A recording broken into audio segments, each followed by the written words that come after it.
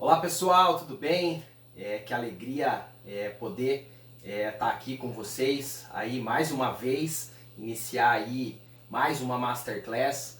Vão ser aí 3 dias onde a gente vai discutir bastante informação, trabalhos científicos, trabalhos aplicados da nossa equipe, dos nossos alunos, dos nossos parceiros. Eu acho que já deu para perceber aqui, né? Hoje a gente está produzindo esse conteúdo aqui da minha casa devido à quarentena, então a gente não tem todo aquele recurso, né, do nosso estúdio, mas o que vale é a informação, o que vale é estar com vocês nesse momento, conseguir trocar informação e passar para vocês como a gente consegue melhorar os nossos resultados. Mas o que é resultado? Resultado muitas vezes é muito vago. Resultado é você ser mais eficiente. Resultado é você ser mais produtivo. Resultado é você ser mais lucrativo. E é isso que eu quero mostrar nesses 3 dias de Masterclass. Então a gente vai discutir durante 3 dias, 3 aulas. E no final, o que eu quero mostrar para vocês? Como a gente constrói uma pecuária dentro principalmente de uma fazenda de cria, como a gente consegue ser acima da média. Como a gente consegue ter alta performance. Como a gente consegue ter altas taxas de prenhez, e a gente vai discutir muito sobre ATF. Então, como que você vai conseguir ter aqueles resultados fantásticos, muito acima da média, e com certeza com muita constância? Eu sei que vários de vocês nesse momento já devem estar pensando assim, mas Gustavo, será que isso é possível? E ATF é receita de bolo. E na situação de alguns de vocês, eu também pensaria dessa forma.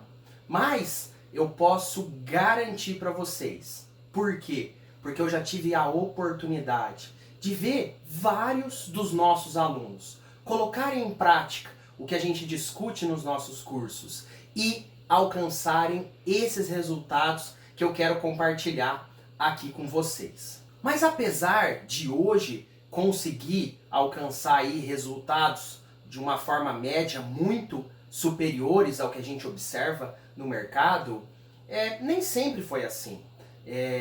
Quem conhece a minha história sabe que eu sou um apaixonado pelo que eu faço. Sou apaixonado pela reprodução animal, pelas biotecnologias. E desde quando eu iniciei na medicina veterinária, aqui na Universidade Estadual de Londrina, eu tive a oportunidade, sempre o sonho da reprodução animal. E eu tive a oportunidade de acompanhar desde o início da IATF. Quando eu entrei na faculdade, ali no ano de 2003, foi quando a IATF começava.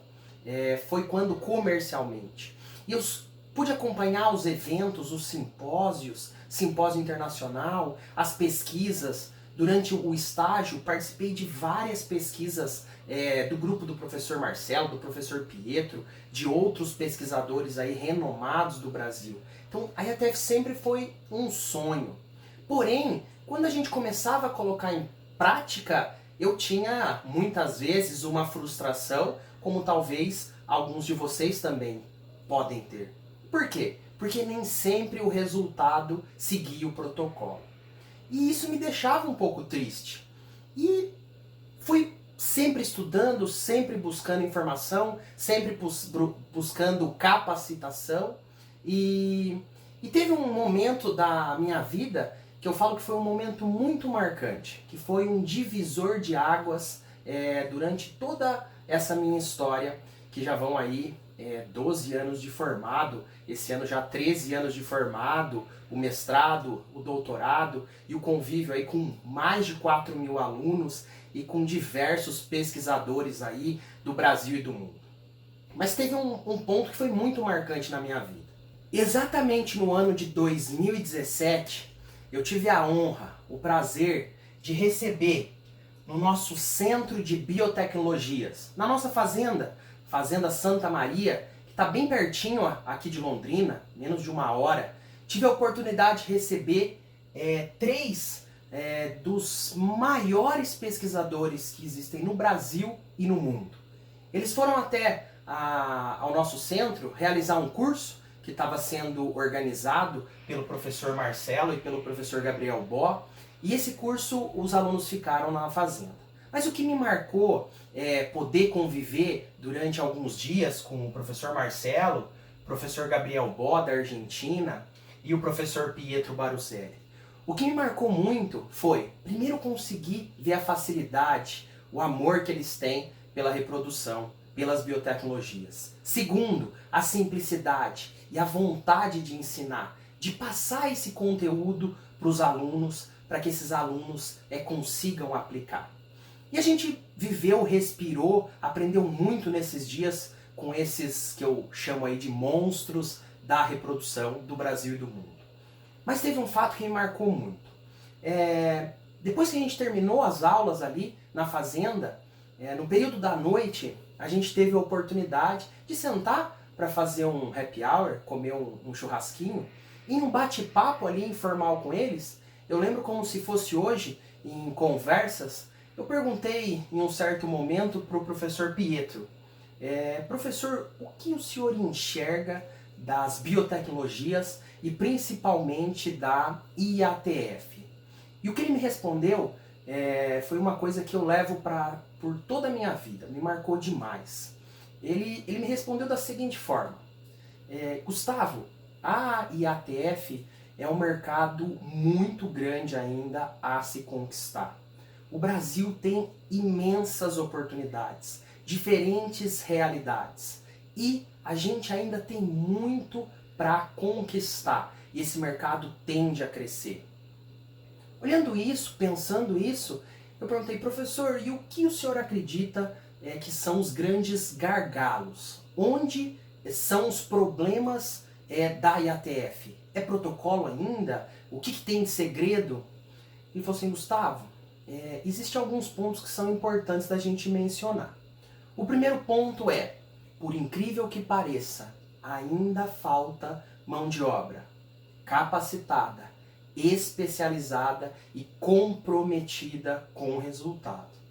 Então, IATF, muitas vezes, ficou banalizada. Se entende que IATF é simplesmente um protocolo. E é o que a gente mais vê hoje. Eu recebo diariamente nas redes sociais, no WhatsApp, nos grupos, centenas de perguntas. Gustavo, um protocolo para tal coisa. Gustavo, um protocolo para tal coisa. E eu sempre falo, não existe protocolo milagroso. Então, isso foi um ponto que me chamou muito a atenção da colocação do professor Pietro. Um outro gargalo que me chamou muito a atenção foi achar que IATF é receita de bolo. IATF é um processo. E um processo deve ser construído com critério, com avaliação. E o resultado que a gente vai alcançar depende dos fatores que a gente vai controlar. Então, boas práticas, manejo, nutrição, sanidade, sêmen, inseminador, treinamento da equipe. Então, isso é a construção de um resultado. E o que ele me atentou muito nessa nossa conversa foi que muitos colegas não atendem e não entendem o processo. E muitas vezes, a gente observa isso claramente hoje, muitos que trabalham nesse mercado ou que querem trabalhar de uma forma geral, estão muito preocupados apenas com o protocolo, em realizar a inseminação. Esquecem de entregar para o cliente um pacote tecnológico. Então esse eu acho que é o grande detalhe, o grande diferencial do sucesso de um grupo que trabalha com IATF, com projetos reprodutivos.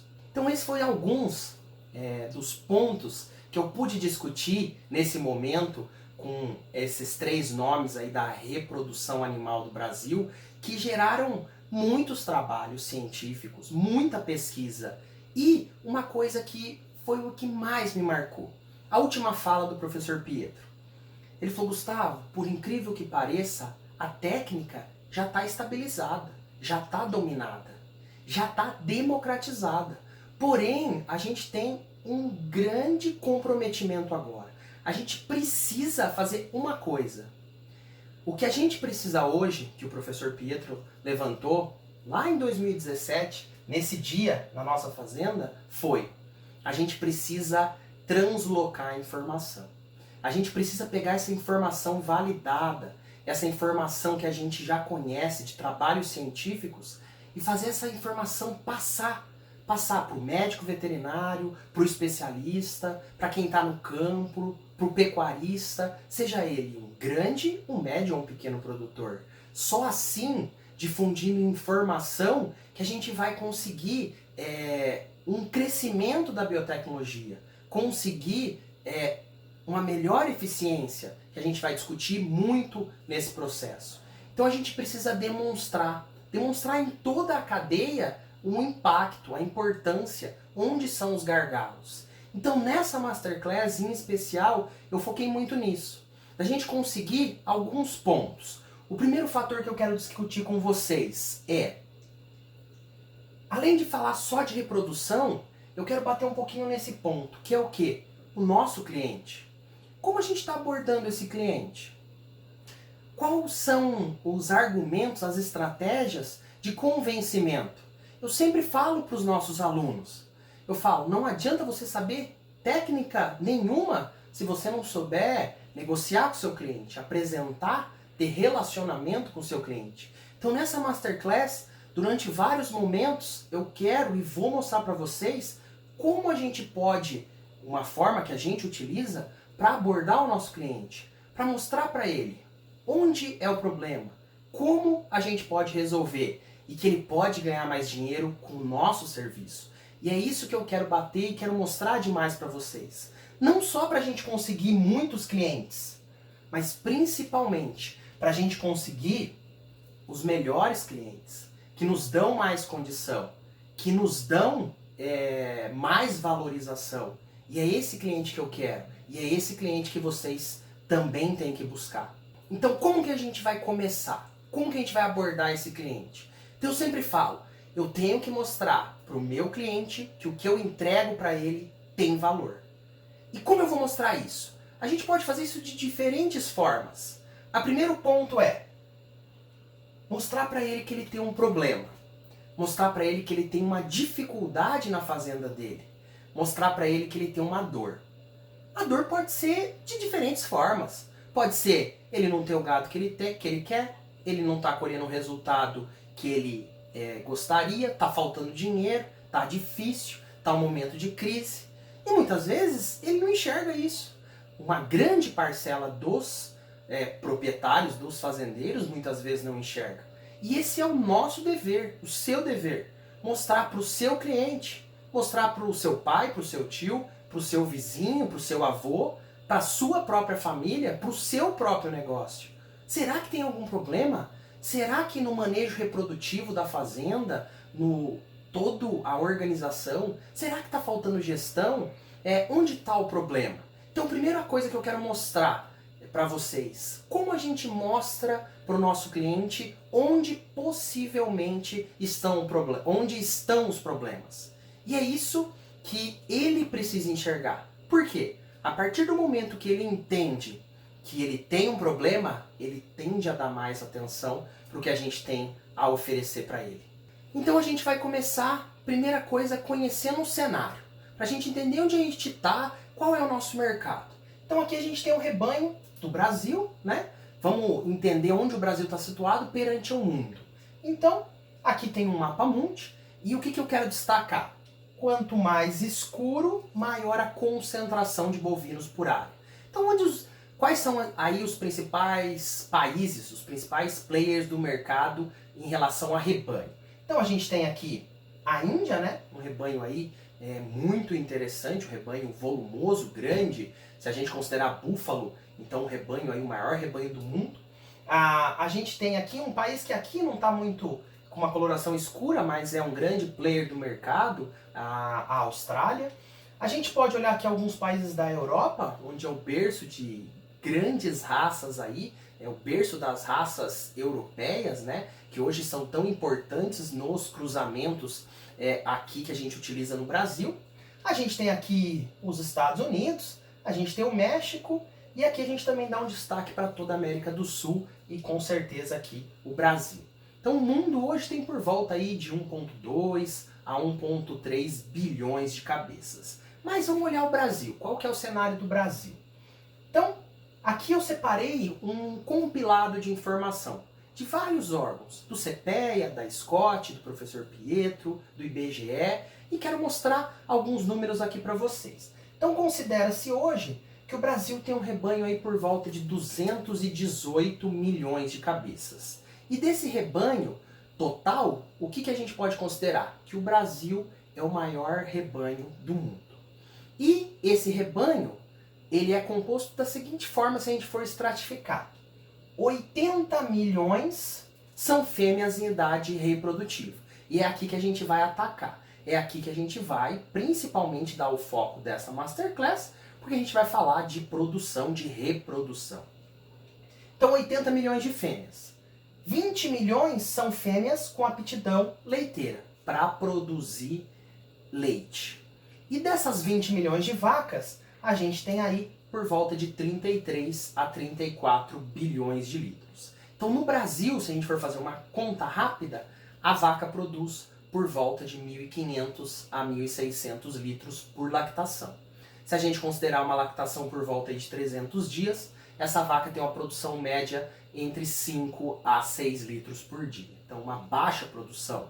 Para a gente fazer uma comparação, por exemplo, os Estados Unidos tem por volta de 9 milhões de vacas e quase 90 bilhões de litros. Enquanto no Brasil uma vaca produz perto de 5 litros, na média brasileira, nos Estados Unidos uma vaca produz 30 litros de leite. Desse leite produzido, a gente ainda não consegue atender o mercado. Então a gente falta 3% de leite, que muitas vezes vem importação aqui da Argentina e do Uruguai. Qual que é o consumo médio per capita? Então, por volta de 160 litros por habitante por ano. Então esse é o mercado do leite. Vamos olhar um pouquinho agora para o mercado da carne, né? Então, aqui a gente considera 60 milhões de vacas de corte, é o rebanho que a gente tem. Se a gente for considerar o rebanho total, o abate no último ano ficou por volta de 40 milhões de animais abatidos e 10 milhões, quase um pouco mais de 10 milhões de toneladas de carne produzida. Desses total de produção, 80% é para o mercado local, 8 milhões de toneladas, e o consumo per capita está por volta de 40 quilos. E 2 milhões de toneladas são para exportação. O Brasil atende aí uma cadeia muito grande de consumidores em todo o mundo.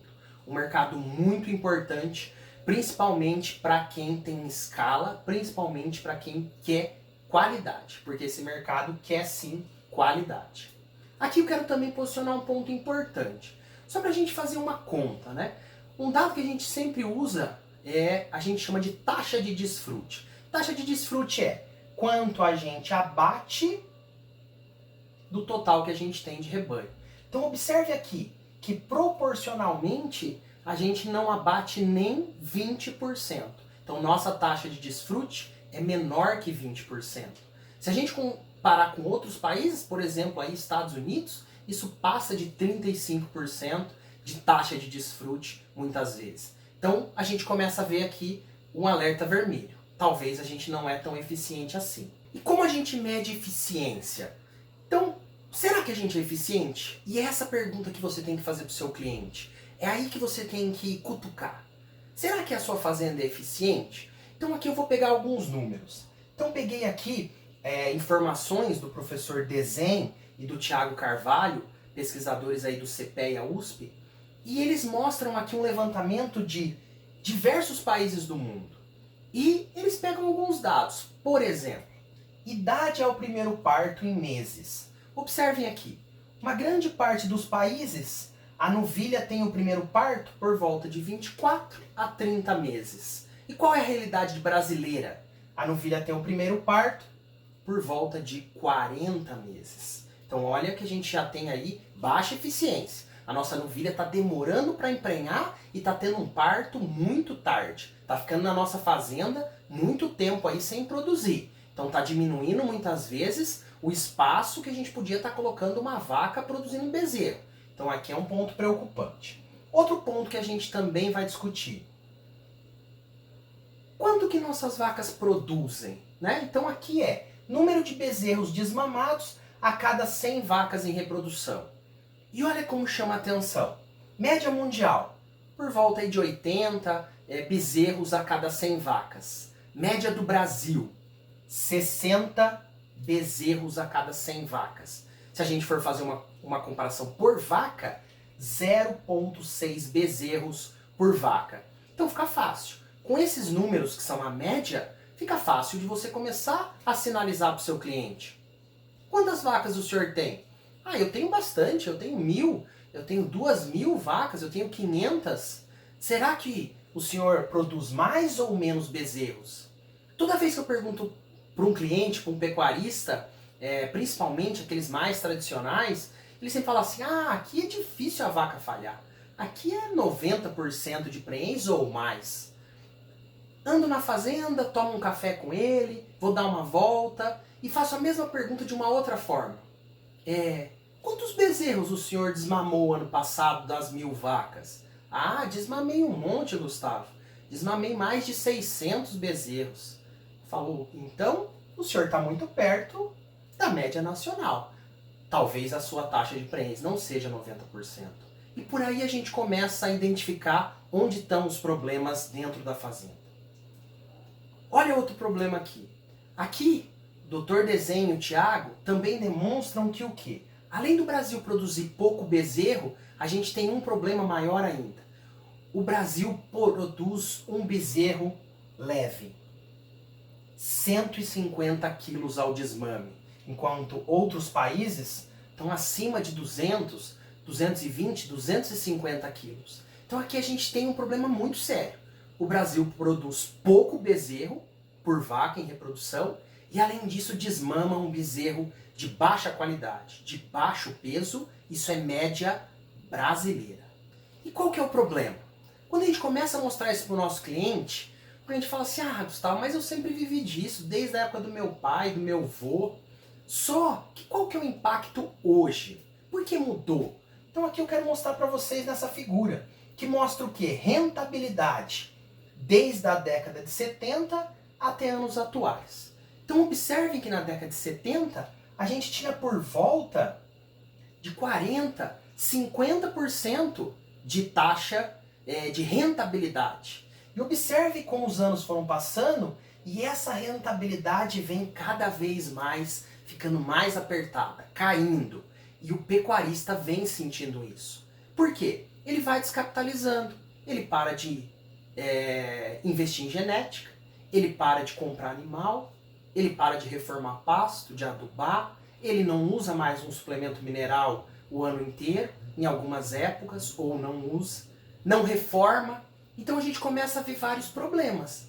A gente começa a ver que o pecuarista está sentindo. Muitas vezes ele não mede, mas ele está sentindo que está ficando mais difícil. E a gente tem vários pesquisadores aí mostrando que no intervalo de 10 anos, pode ser que 40% a 60% das fazendas pecuárias vão sumir de administração. Vai trocar a administração. O cara vai vender, o cara vai arrendar, por quê? Porque ele não vai aguentar essa lucratividade se ele tiver baixa eficiência. Então aqui são alguns fatores para a gente começar a mostrar para o nosso cliente aonde está o problema. Então eu quero convencer ele, que ele me dê atenção, para eu mostrar para ele que o que eu tenho para oferecer tem valor. Eu não quero só vender IATF, eu quero fazer meu cliente ganhar dinheiro. Se ele ganhar dinheiro, eu vou conquistar o cliente e eu vou ganhar dinheiro. E essa é a proposta. E como que eu vou mostrar para ele agora, caminhando no nosso raciocínio? Será que a sua fazenda é eficiente? A sua fazenda de cria? Então, como eu meço eficiência reprodutiva? Então vamos pegar aqui uma vaca. Então essa vaca teve uma gestação e teve um parto. A gente sabe que essa vaca precisa, fisiologicamente, por volta de 30 dias para ter uma involução uterina. Depois desses 30 dias, se ela não tiver nenhum problema de parto, teoricamente, essa vaca já está liberada para o que a gente chama de período de concepção. Então essa vaca pode ser colocada com o touro, pode ser até mesmo inseminada, desde que apresente cio, tanto para inseminar, como para o touro realizar a cobertura. Vamos supor que essa vaca apresentou cio, foi coberta pelo touro, e fez uma nova gestação, que no caso das vacas Nelore são de 290 dias. E essa vaca depois vai ter o segundo parto. Qual é o sonho de qualquer pecuarista? Que a sua vaca produza um bezerro todo o ano. E toda vez que eu pergunto, eu falo, seu Zé, a vaca do senhor pare todo ano? Ela fala, ih, Gustavo, é um reloginho, todo ano ela pare. Tá vendo essa vaca aqui, ó? O ano passado ela pariu em janeiro. E agora, ó, pariu esses dias de novo. Seu Zé, ela pariu todo ano. Mas o intervalo entre partos não é de um ano, que é o que eu quero, 12 meses. Parir todo ano não quer dizer que a vaca tem um intervalo entre partos de 12 meses. E é aí que eu preciso. E só pra gente fechar a conta, se eu preciso um intervalo de 12 meses, 365 dias, e a vaca tem uma gestação de 290, quanto me sobra? 75 dias. E aqui eu sempre falo, aqui está o número mágico. Se a vaca teve um parto, ela tem 75 dias para iniciar uma nova gestação. Então, isso para animais bosíndicos. Para animais bostauros, 85 dias, porque a gestação são 10 dias a menos. Então esse é o número mágico. E muitas vezes eu faço até um desafio para o seu Zé, que é a figura que eu estou ilustrando aqui. Eu falo, seu Zé, vamos fazer o seguinte, se a vaca do senhor pariu, deixe ela 4 meses com o touro, e depois eu vou voltar, depois do parto. Se a sua vaca tiver gestante aqui na ultrassonografia, a sua vaca realmente é eficiente e tem um intervalo entre partos de 12 meses. Porém, se a vaca do senhor não tiver gestante, ela não vai entregar um bezerro todo ano com intervalo de 12 meses. E qual é o impacto disso? Se essa vaca não emprenhar e tiver um parto com 12. Então vamos entender isso melhor.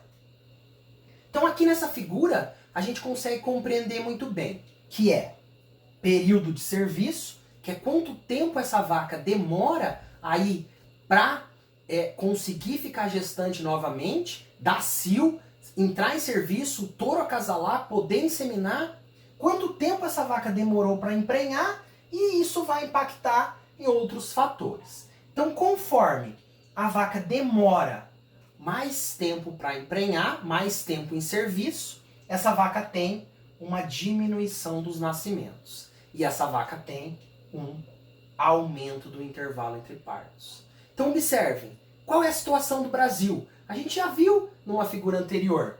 O Brasil está aqui, ó. 60, por volta de 60 nascimentos, 65 nascimentos, porém desmama 60. Então a gente está por aqui.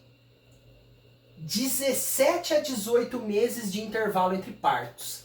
E a nossa vaca, na média, está demorando de 200 a 250 dias para entrar novamente em reprodução depois do parto. E aqui muitas vezes é um susto para o nosso cliente. Ele fala, Gustavo, mas será que essa vaca ela tá com touro? Mas por que ela não dá cio?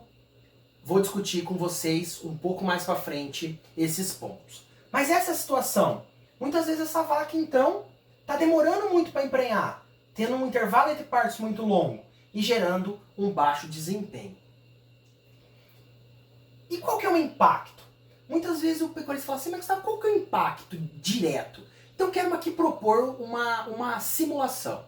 Então vamos supor que a gente pegou uma fazenda, comprou um lote de novilhas, elas vieram aí gestantes, vou trabalhar com uma estação de monta de 4 meses, e a vaca que falhar, eu vou anotar ela na minha agenda ali, opa, ela não falhou esse ano.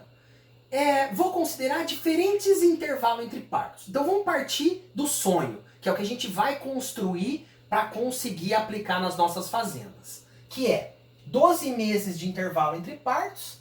Então essa vaca vai ter um parto e eu vou considerar aqui 10 anos de vida reprodutiva. Então se ela tem um intervalo de partos de 12 meses, ela tem 10 partos em 10 anos. Mas observe onde começam a aparecer os problemas.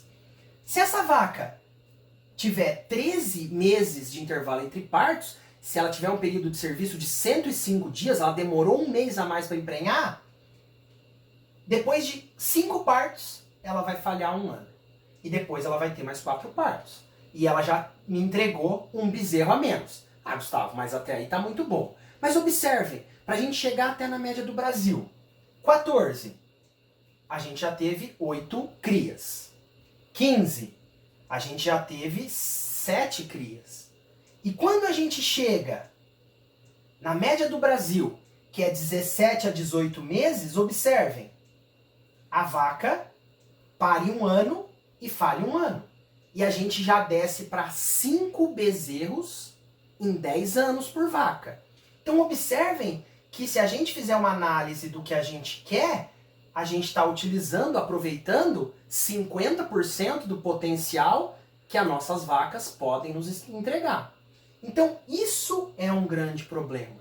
Observe que o intervalo entre partos prejudica o número de bezerros que essa vaca vai te entregar.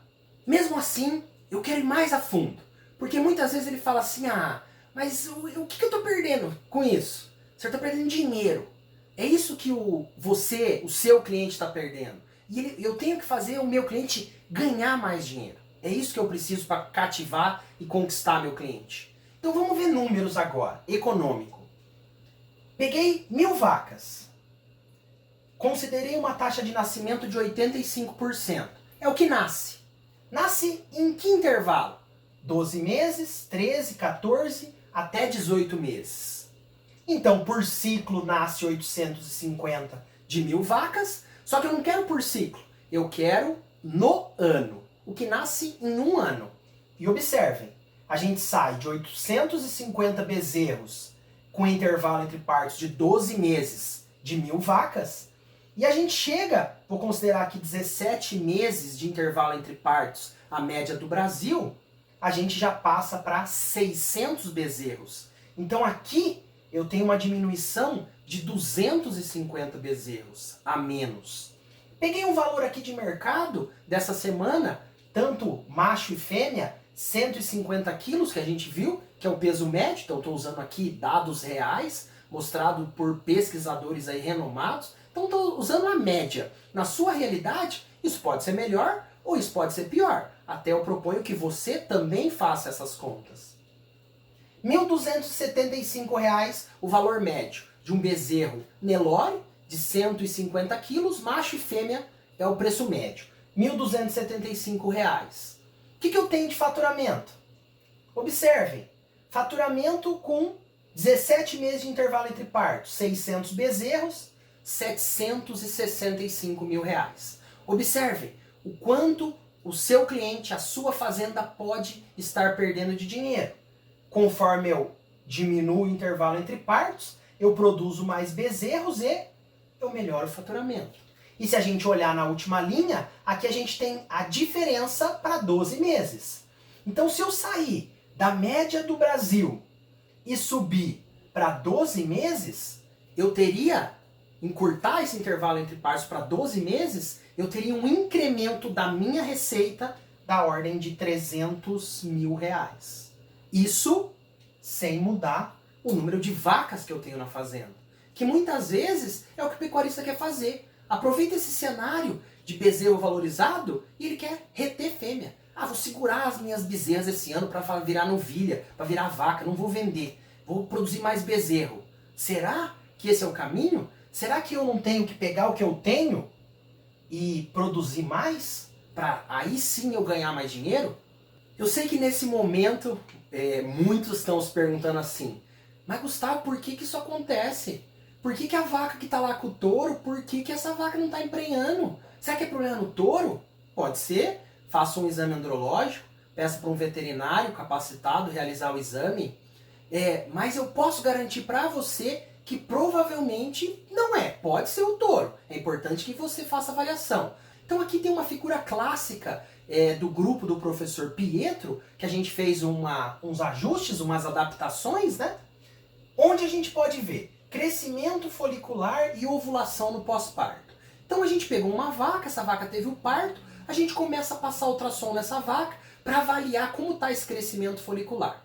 E a gente observa que são essas ondas de crescimento folicular. Então o que é isso aqui?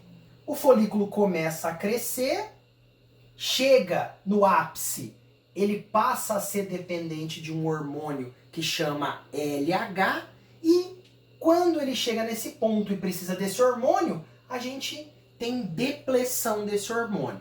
Então a vaca não tem um LH, esse folículo não consegue crescer, regride, começa uma nova onda.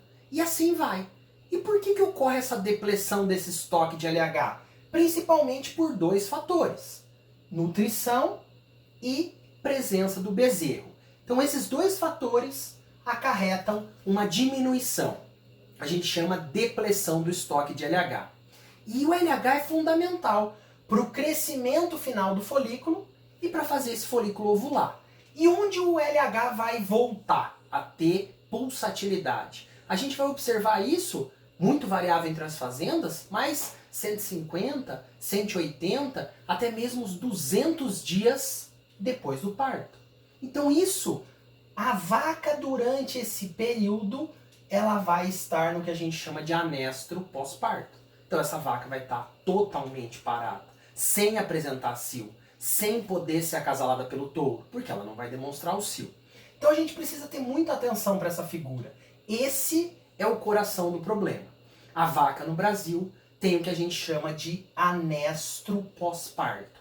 E é isso que eu preciso mostrar para o meu cliente. A vaca está parada. Então, muitas vezes, a vaca, Gustavo, até ela pariu gordinha. Mas a gente observa que mesmo pelo efeito do bezerro, ela tende a ter dificuldade em voltar até os 80 dias em cio. E isso vai aumentando o intervalo entre partos. Então essa é a importância. A gente traçar agora estratégias para conseguir não deixar essa vaca vazia dentro da nossa fazenda. Então esse é o cenário do Brasil para a gente fazer um resumo. A vaca tem um parto e quando ela volta em cio, natural, e o touro começa a cobrir, por volta aí de 200 dias, 220 dias. Então ela tem um novo parto, e se a gente medir agora o intervalo, a gente tem 17 meses de intervalo entre partos. E o que a gente vai ter que propor agora? Estratégia, tecnologia provada, validada e com critério. Para quê? Para que a gente consiga, que essa vaca consiga iniciar uma gestação até os 75 dias.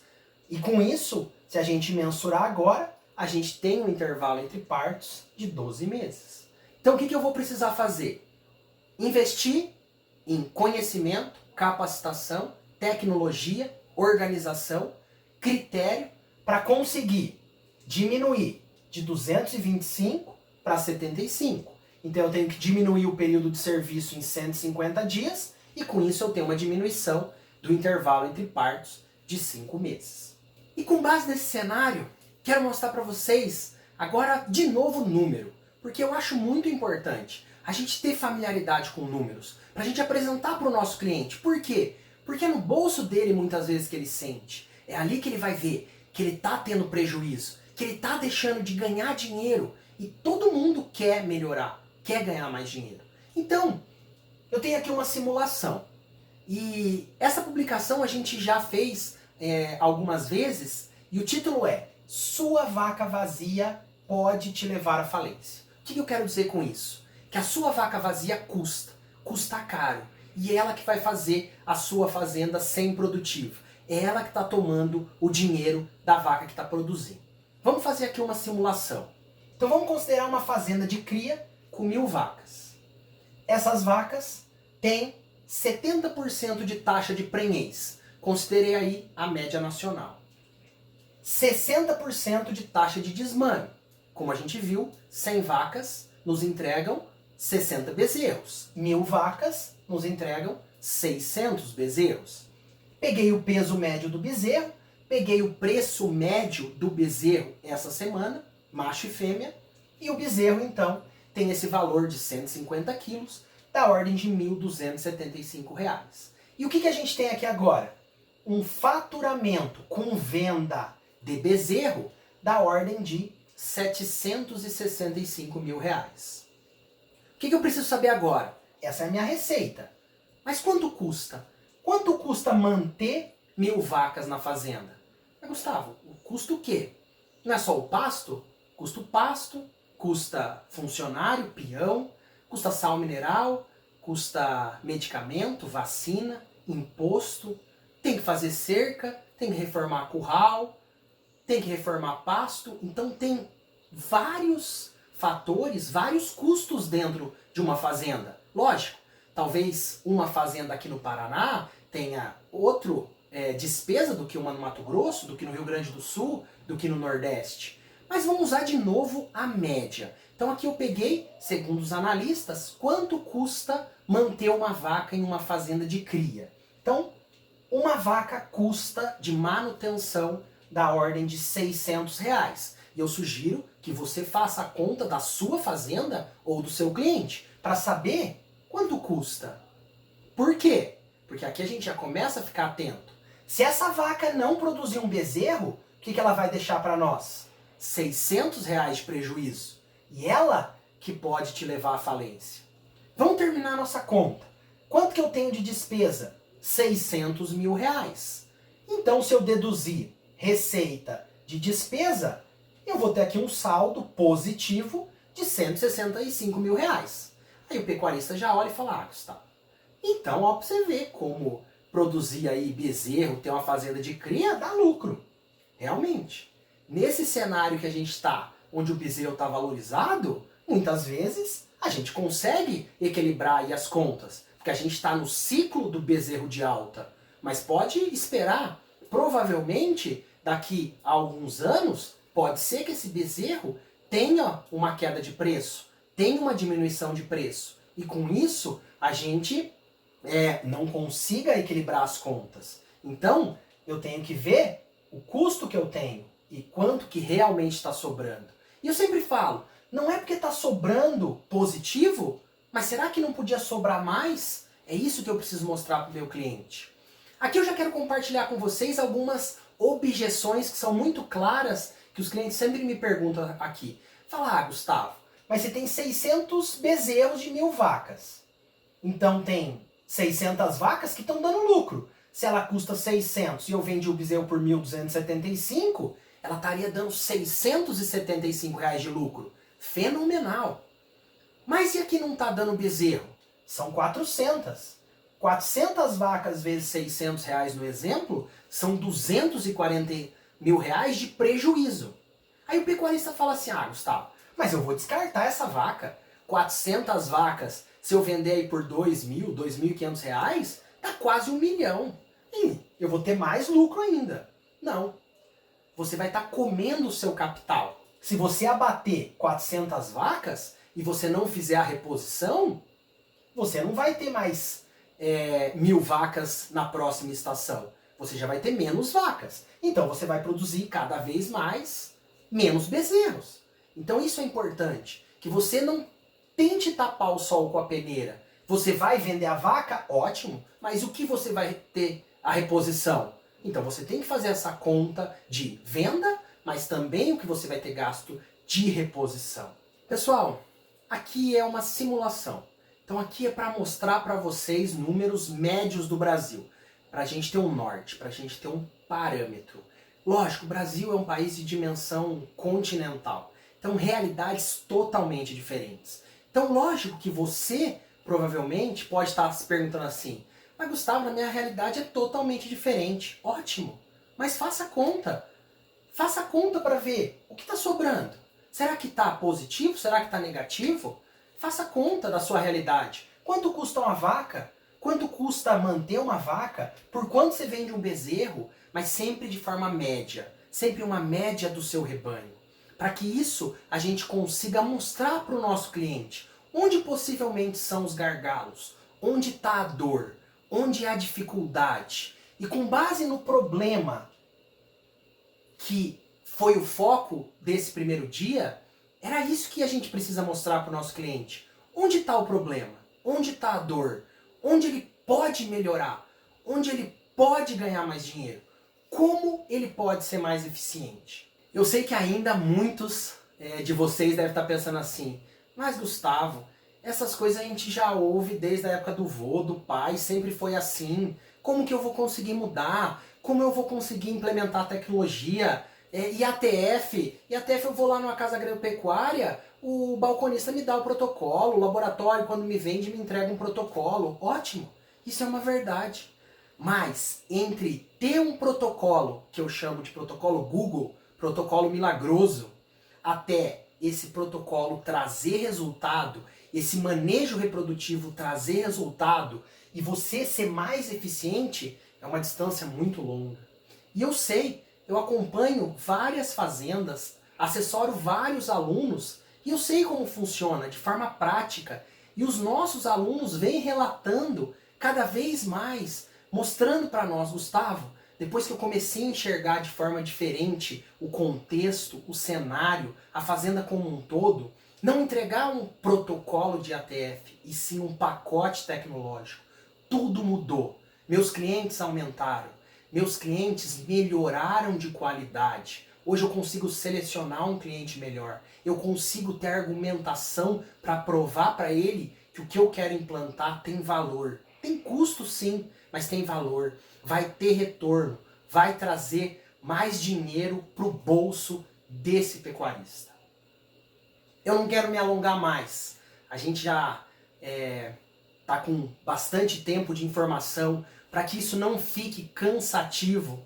Então hoje a gente conseguiu fazer um resumo aí de qual é o problema, como eu mostro para o meu cliente, onde possivelmente estão os gargalos, como eu posso ter mais atenção do meu cliente. E é isso que a gente queria discutir nesse dia de hoje. Queria mostrar para vocês esses pontos. Como a gente consegue ter um melhor relacionamento com o nosso cliente e depois, amanhã, a gente vai começar a discutir como eu soluciono esses problemas, o que eu tenho de ferramentas, como eu posso entender uma fazenda, como eu vou implantar a tecnologia para posteriormente colher os resultados.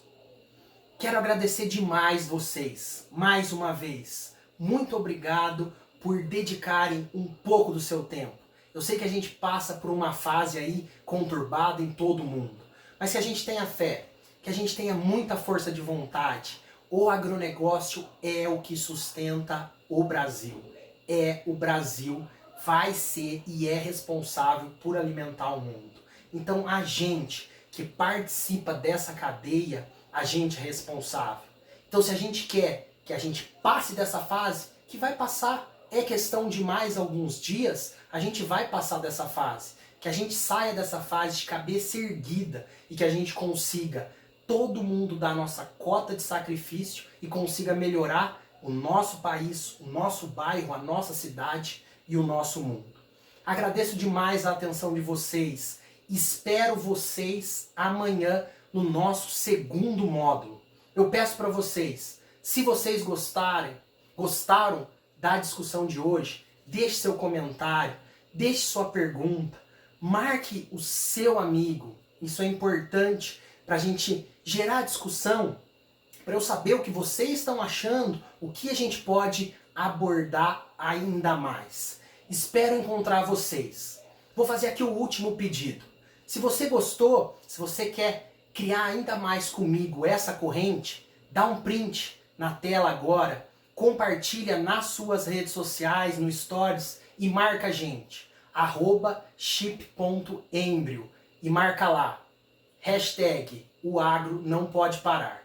Conto com vocês e aguardo vocês na nossa Masterclass IATF do zero ao resultado. Até amanhã, um grande abraço, pessoal.